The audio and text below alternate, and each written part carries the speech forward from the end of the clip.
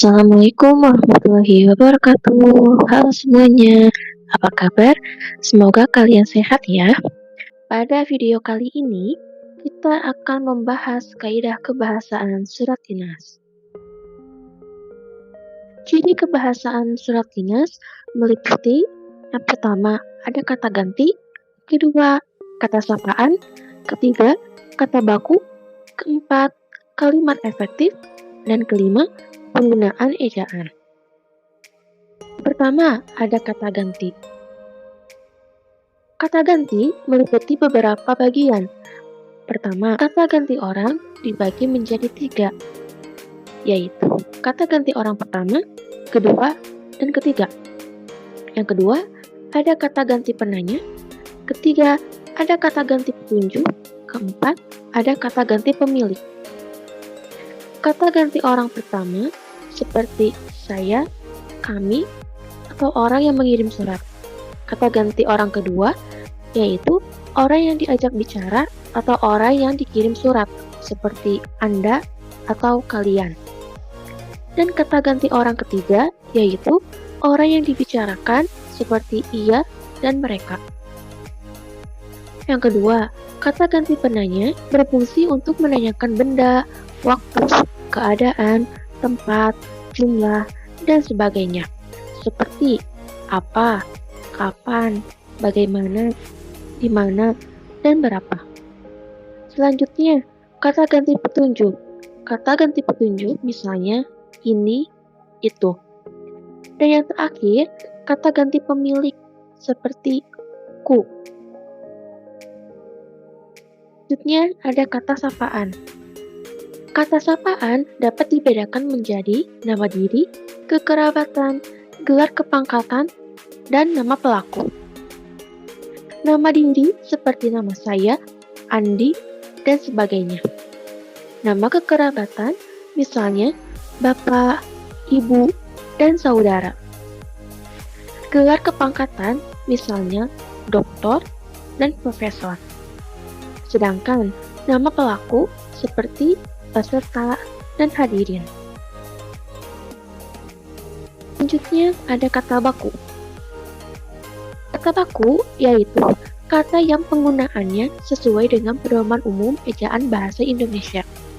Sedangkan sebaliknya, kata tidak baku yaitu kata yang tidak sesuai dengan pedoman umum ejaan bahasa Indonesia. Di sini ada beberapa contoh kata baku dan tidak baku. Kata baku untuk kata tidak, dan sedangkan kata tidak bakunya enggak, dan enggak. Dibuat, dibikin, iya, iya, iya, sudah, udah, praktik, praktek, apotek, apotik. Selanjutnya ada kalimat efektif.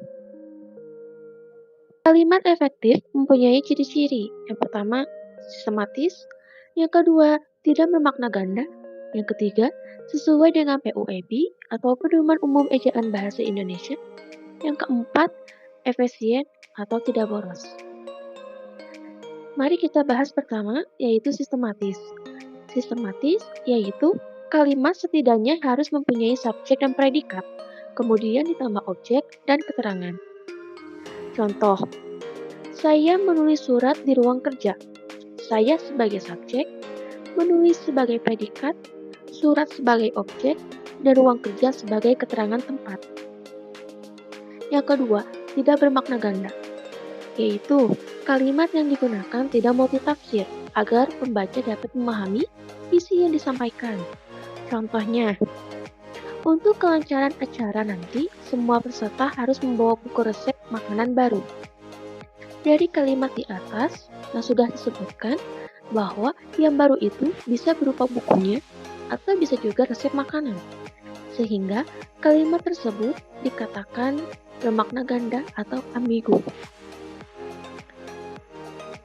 Sesuai dengan Pedoman Umum Ejaan Bahasa Indonesia atau PUEB, yaitu sebuah kalimat efektif harus sesuai dengan ejaan dan tanda baca yang tepat. Bahkan, kata-kata yang digunakannya harus baku.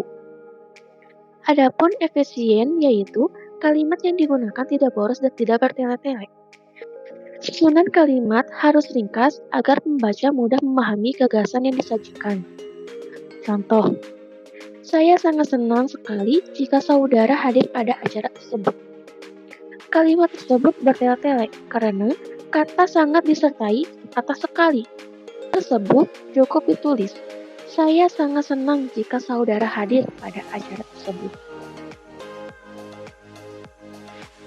Selanjutnya ada penggunaan ejaan. Penggunaan ejaan yang dimaksud meliputi yaitu tanda baca, penggunaan huruf kapital, dan pilihan kata.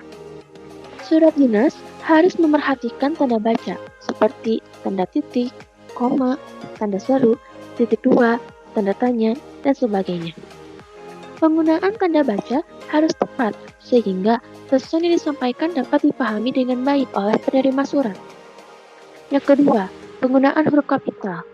Huruf kapital yang banyak digunakan dalam surat dinas itu pada nama, tempat, dan waktu penulisan surat. Seperti Cianjur, 10 Maret 2022. Kata Cianjur dan bulan Maret harus diawali dengan huruf kapital. Begitu juga dalam penulisan kekerabatan seperti bapak, ibu, dan saudara yang digunakan dalam penyapaan. Contohnya seperti ini. Bapak dan ibu silakan datang besok pagi. Kata bapak dan kata ibu harus diawali dengan huruf kapital. Yang terakhir ada pilihan kata. Pilihan kata merupakan aspek yang sangat penting karena pilihan kata yang tidak tepat selain dapat menyebabkan ketidakefektifan bahasa yang digunakan, juga dapat mengganggu kejelasan informasi yang disampaikan. Nah, itu tadi penjelasan tentang ciri kebahasaan surat dinas. Terima kasih atas perhatiannya. Semoga bermanfaat bagi kita semua. Wassalamualaikum warahmatullahi wabarakatuh.